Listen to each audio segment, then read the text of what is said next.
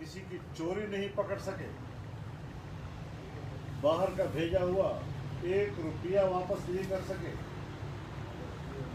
مشرف کے زمانے سے جس ادارے کو ہائر کیا گیا تھا وہ اعتراف کر چکا ہے اور معافی مانگ چکا ہے کہ ہمیں چوری کا کوئی مال نہیں ملا، اور آپ مسلسل اپنے اس بار بار کے الفاظ جو آپ کی عادت بن چکے ہیں اور جو آپ کے مقام و اخلاق کے عین مطابق ہیں، گالیاں دے رہے ہو لوگوں کو، تو یہ بھی تو تمہاری نااہلی ہے کہ الزامات لگا رہے ہو اور حکمران بن کر بھی تم کسی کے جرم کو نہ پکڑ سکے ہو، نہ قوم کی امانت لوگوں کو واپس لوٹا سکے ہو، تو ایسا نااہلی تو تم کا حکمران نہیں ہے۔ اس خط کا وہ ذکر کر رہے ہیں، کس کو آپ دھوکہ دینا چاہتے ہیں؟ آج بھی میں کہتا ہوں کہ اگر یہ خط اتنا ہی خطرناک ہے، کیا باضابطہ طور پر امریکی سفیر کو بلا کر اب تک ان سے احتجاج ہوا ہے؟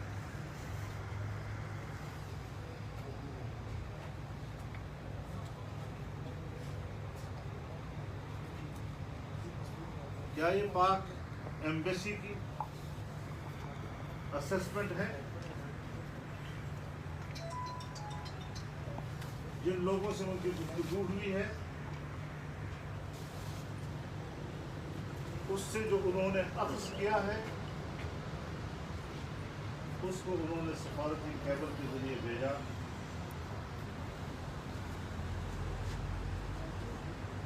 تو پھر اپنے سفیر کو اب تک تحقیقات کے کٹہرے میں کھڑا کرنے کے لیے پاکستان کیوں نہیں بلایا؟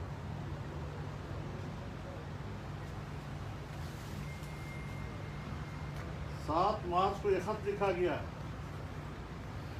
اور پھر OIC کے اجلاس میں اسی امریکی ڈیلیگیشن کو دعوت دی گئی اور اس میں شرکت کے اعزاز سے سرفراز کیا گیا۔ عجیب بات ہے، کیا لوگوں سے تم بیوقوف بنا رہے ہو؟ یہی امریکہ جب اس کا صدر ٹرمپ تھا اور آپ کو وہاں ان سے ملاقات کی پذیرائی ملی تھی، تو آپ نے واپسی پر جشن منایا اور کہا یوں محسوس کر رہا ہوں جس میں ایک بار پھر ورلڈ کپ جیت کر آیا۔ آج جب امریکہ کا دوسرا صدر وہ آپ کو فون کرنے کے لیے تیار نہیں ہے اور ہمیں سازش ہو گئی ہے، یعنی اگر وہ آپ کو تحفظ دے، وہ آپ کو سپورٹ کرے، آپ کے جائز و ناجائز کو تحفظ دے، تو پھر تو امریکہ ٹھیک، لیکن اگر وہ آپ کے ناجائز کو جائز کہنے کے لیے تیار نہ ہو تو وہ دشمن ہو جاتا ہے۔ امریکہ سے اختلاف اگر برملا اور میدان میں کھڑے ہو کر ڈٹ کر کسی نے کیا ہے، وہ جمعیت علماء اسلام ہے، وہ فضل الرحمان ہے جس نے میدان میں کھڑے ہو کر عالمی استعمار کو للکارا ہے۔ یہ جب میں اس کو للکار رہا تھا تو تم ان کے بوٹ پالش کر رہے تھے، میں تمہیں نہیں جانتا۔ جب جنرل مشرف امریکہ کے بوٹ پالش کر رہا تھا تو آپ جنرل مشرف کے لیے کمپین چلا رہے تھے، ریفرنڈم میں آپ اس کا ساتھ دے رہے تھے۔ جس طرح مودی ابھی برسر اقتدار نہیں آیا تھا اور آپ اس کے آنے کے لیے خوش ہو رہے تھے کہ وہ آئے گا تو کشمیر کا مسئلہ حل کر دے گا، تو یہ جو حل کیا ہے آپ تو اس سازش میں شریک ہیں ان کے ساتھ۔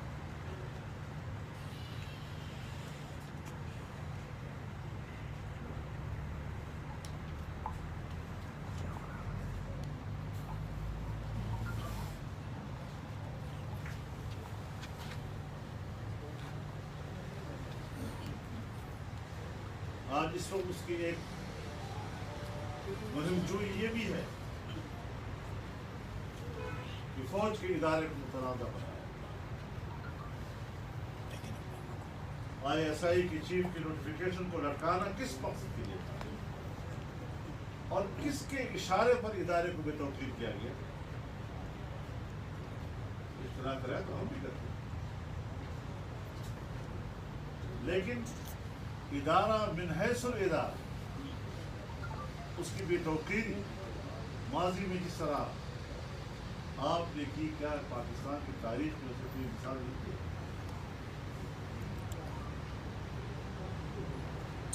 سن لو،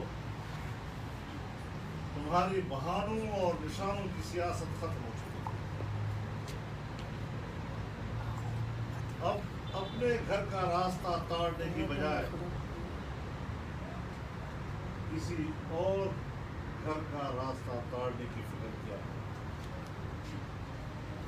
عیاشیوں کا تیرا دور ختم ہو چکا ہے۔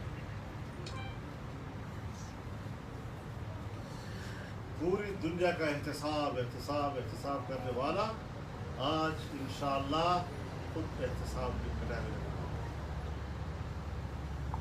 اس حوالے سے ہم ان کی اس تقریر کو مسترد کرتے ہیں اور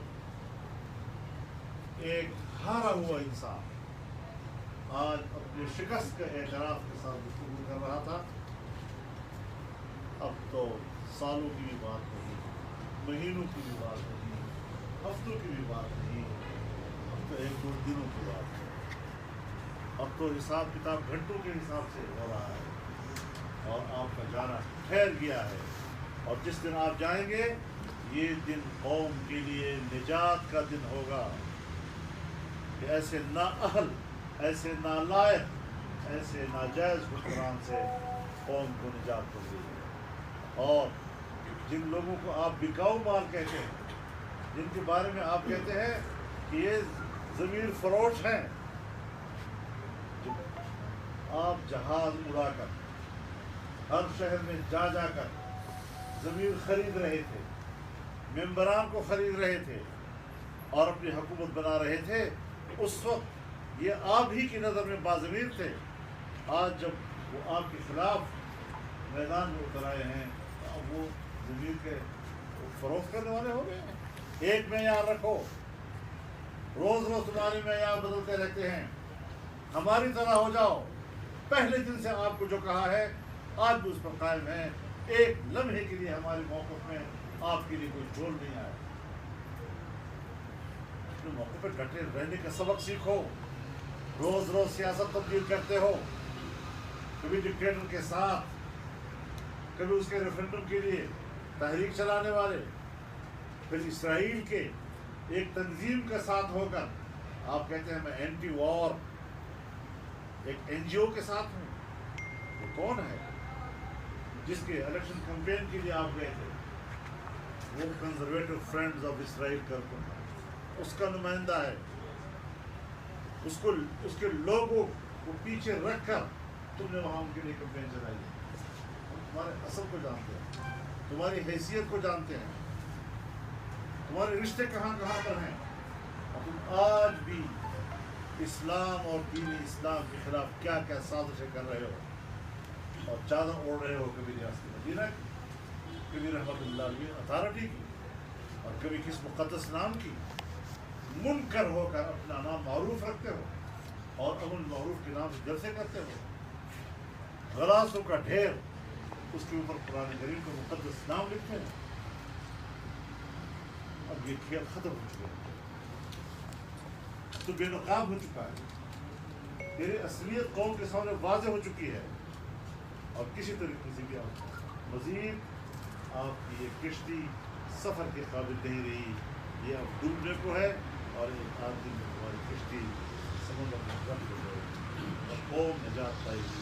مولانا صاحب یہ فرمائیں کہ آج جو قومی سلامتی کمیٹی کا اجلاس ہوا ہے، کئی دنوں سے یہ بحث جاری تھی کہ یہ کیبل ہے، یہ خط ہے، یہ کیا ہے، لیکن آج قومی سلامتی کمیٹی نے جو اعلامیہ جاری کیا ہے جس میں فوجی سربراہان بھی موجود تھے، اس اعلامیہ کو ظاہر ہے جوائنٹلی جاری کیا جاتا ہے، ہمیشہ سے یہی ہوتا ہے، تو اس میں انہوں نے اس کو درست قرار دیا ہے، تو کیا آپ سمجھتے ہیں کہ یہ اعلامیہ درست ہے یا غلط ہے؟ حضرت اعلامیہ کی بات نہیں ہے، خط کی بات ہے۔ اب خط جو ہے اس کو میں نے تفصیل سے بات کہی دی ہے کہ ایک عام طور پر ڈپلومیٹک پریکٹس کہ جس کے تحت ایک سفیر مختلف دنیا کے لوگوں سے ملتا رہتا ہے اور پھر وہ جو اخذ کرتا ہے اس کو تحریر میں ناقبول پہ بھیجتا رہتا ہے. اس میں یہ بھی ہوتا ہے کہ آپ کے ایک کام اچھے ہیں, یہ بھی ہوتا ہے کہ فلاں نے ہمیں تاثر دیا کہ ہم آپ کو سپورٹ کریں گے, اس میں یہ بھی ہوتا ہے کہ آپ کا یہ عمل صحیح نہیں ہے, آپ کی یہ پالیسی صحیح نہیں ہے, اس سے آپ کو نقصان پہنچ سکتا ہے. اور یہ ساری چیزیں جو ہے خیبر کے ساتھ آتی رہتی ہیں, معمول کا عمل ہے. لہٰذا اس قسم کی چیزیں کہ جو ایک سفیر لوگوں سے گفتگو کر کے کچھ اخذ کرتا ہے, اس کو کچھ صحیح بھی ہو سکتا ہے, اس کو کچھ غلط بھی ہو سکتا ہے. تو آج آپ ان چیزوں کو صحیح کہہ رہے ہیں, اور اگر امریکہ کے ایک سفیر کی اسی طرح کا پریکٹس وہ وکی لیکس کے ذریعے سے سامنے آتا ہے, وہ حوالہ بنتا ہے ہمارے خلاف. کچھ میں یار ایک حق ہو نا, تو ہم اس کو بھی جانتے ہیں. تو یہ ہم وکی لیکس کو بھی جانتے ہیں, ہم انمی لیکس کو بھی جانتے ہیں. دونوں کے معیار کو ایک رکھنا چاہیے. حضرت انصاف کا تقاضا تو یہ ہے کہ جب آپ لوگ آئے تو آپ بھی وہ چھان بین کریں سارا کچھ. کیا آپ سمجھتے ہیں کہ ان کے اکاؤنٹس کی بھی انویسٹیگیشن ہونی چاہیے جو لوٹ مار 3.5-4 سال میں ہوئی ہے؟ کیا آپ لوگ کوئی آپس میں مشاورت کر رہے ہیں؟ دیکھیے بات بنیادی ہے کہ بہت سی چیزیں خود اس کی اس وقت وہ حکمران ہونے کے ناطے اصل اصول کا استعمال کر رہا ہے. کتنی درخواستیں اس نے الیکشن کمیشن کو دی ہیں کہ فارم فنڈنگ کیسا سنا جائے, کتنی درخواستیں انہوں نے عدالت کو دی ہے کہ بی آر ٹی کی کیس کو نہ سنا جائے, معلوم جبہ کیس کو نہ سنا جائے. اپنے لیے انصاف کو مؤخر کیا جا رہا ہے. تو ظاہر ہے کبھی اس تاخیر کا انتہا بھی تو ہوگی. کبھی تو وہ دن آئے گا کہ جب اس کو اپنا چہرہ, حقیقی چہرہ, بے نقاب چہرہ شیشے میں نظر آئے گا. تو یہ ساری چیزیں اس کو سوچنی چاہیے کہ جب میں کسی ایک کی طرف ایک انگلی کرتا ہوں تو اپنی طرف 4 انگلیاں ہو جاتی ہیں. اچھا مولانا صاحب, بلوچستان میں بھی عدم اعتماد کی باتیں چل رہی ہیں. آج آپ نے سردار صاحب سے ملاقات کی, آج کی ملاقات میں بلوچستان کے عدم اعتماد سے متعلق بھی کوئی بات چیت ہوئی ہے آپ کی یا نہیں؟ ابھی اگر یہ تجویز کوئی سنجیدہ صورت میں ہمارے سامنے آتی ہے تو ہم اس کو مشکل اللہ سے غور کریں گے. اچھا سردار صاحب, آپ بتائیے کہ کیسے ملاقات ہوئی ہے, کیا حکمت عملی آئندہ کے حوالے سے کیا بات چیت ہوئی, اور آپ تو خان صاحب کے ساتھ رہ کے پھر ادھر آئے ہیں, کیا کہیں گے ان کا یہ جو رویہ ہے, ان کی جو باتیں ہیں, کیا ملکی سیاست میں یہ جو گالم گلوچ بڑھتی جا رہی ہے کس طرف جا رہے ہیں ہم, اور نوجوان نسل خاص کر ہماری جو سیاست میں آنا چاہیے اس کے لیے کیا پیغام جا رہا ہے؟ بسم اللہ الرحمن الرحیم. دیکھیے جناب, جہاں تک خان صاحب کی سیاست ہے اور خان صاحب کا طرز عمل ہے, 7 سال میں نے خان صاحب کے ساتھ گزارے ہیں. اور آپ کو پتہ ہوگا کچھ عرصے پہلے میں نے, ابھی نہیں, یہ نہیں کہ جب سے حالات ہوئے ہیں اور ووٹ آف نو کانفیڈنس کی بات ہوئی, میں پہلے سے کہتا ہوں, سے آج سے تو 6-8 مہینے پہلے جا کے میں ان سے ملا ہوں. میں نے ان کو ریزائن دیا ہے, دوبارہ میں نے ریزائن ان کو بھجوایا ان کی خدمت میں. مگر کیونکہ اب وہ اگر وہ اس وقت اقتدار میں ہوتے اور یا تو میں بات نہ ہوتا تو میں بہت ساری چیزیں کھل کے میڈیا کے سامنے آتا اور بات بیان کرتا. مگر میں اس خاندان سے, اس فیملی, اس بیک گراؤنڈ سے تعلق رکھتا ہوں کہ اگر مجھے اللہ نہ کرے کہ کسی میں اتنی جرت ہو کہ وہ مجھے اگر گالی بھی دے تو میرا بیک گراؤنڈ مجھے یہ اجازت نہیں دیتا کہ میں اس کو گالی کی گالی دوں. تو میرے خیال میں سیاست جو جس چیز کو میں بلیو کرتا ہوں وہ یہ ہے کہ عزت دینا اور عزت لینے کی بات ہے. آپ پاور میں, اقتدار میں کیوں آتے ہیں؟ کہ آپ کے لیے لوگوں کے دلوں میں ہمدردی ہو, محبت ہو, اور آپ اپنے لوگوں کی خدمت کریں. یہ جو ہماری اس وقت معذرت سے جو پی ٹی آئی کی سیاست ہے اس میں جو چند لوگ آئے ہوئے ہیں انہوں نے اس پوری سیاست کو, اس کی نہج کو چینج کر دیا. میں اس سے اتفاق نہیں کرتا اور نہ میں ایسی سیاست کو پسند کرتا. البتہ جو کچھ اب ہو رہا ہے, میں مولانا صاحب کا بہت شکر گزار ہوں کہ اچانک ان کا کال آ گئی. وہ بزرگ ہیں, میرے بڑے بھائی کی طرح, تو انہوں نے آ کے میرے ساتھ تھوڑا سا ٹائم گزارا ہے. ہاں نیچرلی بلوچستان بھی اس میں ڈسکس ہوا ہے, بلوچستان کی جو موجودہ صورت حال ہے وہ بھی ڈسکشن ہوئی ہے, اور اب جو سچویشن ہے اس وقت ملک کی, نیشنل اسمبلی کی اور اس وقت پرائم منسٹر کی, وہ بھی ڈسکشن ہوئی ہے دوستوں کے درمیان. मैं समझता हूँ कि इस वक्त बहुत ज़्यादा अहम मसला है अदम एतमाद का, और इस वक्त जो बहुत ही संगीन सूरत हाल है। उसके बाद इंशाल्लाह बहुत जल्द बलूचिस्तान के अंदर भी हम बैठेंगे, मौलाना साहब से डिस्कस भी करेंगे, उनसे हम रहनुमाई भी लेंगे और उनके साथ बैठ के बलूचिस्तान के फ्यूचर में, क्योंकि मैं समझता हूँ कि बहुत बड़े स्टेक होल्डर हैं बलूचिस्तान में मौलाना साहब। मौलाना फजल रहमान आज से नहीं 72 से लेके आज तक बलूचिस्तान में उनके बहुत बड़े फॉलोअर्स हैं, बहुत बड़े दोनों लिहाज से, मजहबी लिहाज से भी और सियासी लिहाज से। और हम बलूचिस्तान की जब हम सियासत की बात करते हैं तो जमीयत उलमा इस्लाम और मौलाना फजल रहमान को हम नज़रअंदाज करके बलूचिस्तान की सियासत के बारे में सोच भी नहीं सकते।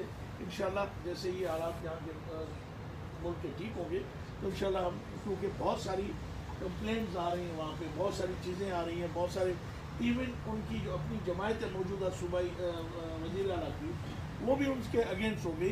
तो हम तो फिर बैठ के हम सोचेंगे, नेचुरली कोई बेहतर राह निकालेंगे इंशाल्लाह। अच्छा मौलाना साहब, अमरीकी महकमा ख़ारजा ने वज़ीर आज़म के तमाम तर जो बातें हैं उसकी तरदीद कर दी कि ऐसा कुछ भी नहीं है, इस पर आप क्या कहेंगे? हम भी ये समझ रहे हैं कि भाई इख्तलाफ किया जाए, इख्तलाफ की बुनियाद तो संजीदा होना चाहिए ना। अब आप एक आम किस्म की जो सफारती प्रैक्टिस होती है उसमें आज अपने अदम एतमाद के दिनों में, जबकि ये रोज़ाना आती है, रोज़ाना के हिसाब से एक आ रही होती है और यहाँ पर काम देख रहा होता है, आपने आज तक एक्शन क्या लिया इनके खिलाफ? तुम तो अभी तक अमरीकियों को बड़े एजाज़ के साथ ओआईसी में बुलाते रहे, तो आज जो तुम्हें ज़रूरत पड़ गई है इस तरह की घोंडी किस्म की हरकतें कि अपने इक़्तिदार को बचाने के लिए घोंडी किस्म और मुल्क के लिए मुश्किलात पैदा करना। कोई संजीदा मौजू पे इख्तिलाफ कर रहे हो तो फिर तो हम भी कहेंगे कि भाई पाकिस्तान का स्टांस है और हम पाकिस्तान के स्टांस पर दिफा करेंगे। अमरीका लाख ताकतवर हुकूमत हो, लेकिन सही और हक बात से तो हमें कोई नहीं रोक सकता। लेकिन एक आम सी बात को बतंगड़, पद को परिंदा बनाकर और बात को बतंगड़ बनाकर पेश करना, ये जो रिवायत उन्होंने चलाई है ये नाकाम हो गई है, ये खुसफुस हो गई है, कोई हैसियत नहीं है और ये सहारा उस पर टूट चुका है। अच्छा मौलाना साहब, इमरान खान साहब ने अपनी तकरीर में कहा है कि जो अपोजिशन अदम एतमाद लाई है वो गैर मुल्की ताकतों के सहारे पर लाई है। 7 को जो है वो ख़त पहुंचा, 8 को अदम एतमाद आ गई, इस पर क्या कहेंगे? तो ये हिसाब किताब उनका रास्ता होगा ना किसी के साथ रात और कोई हफ्ता नहीं, अपने हिसाब से चल रहे हैं।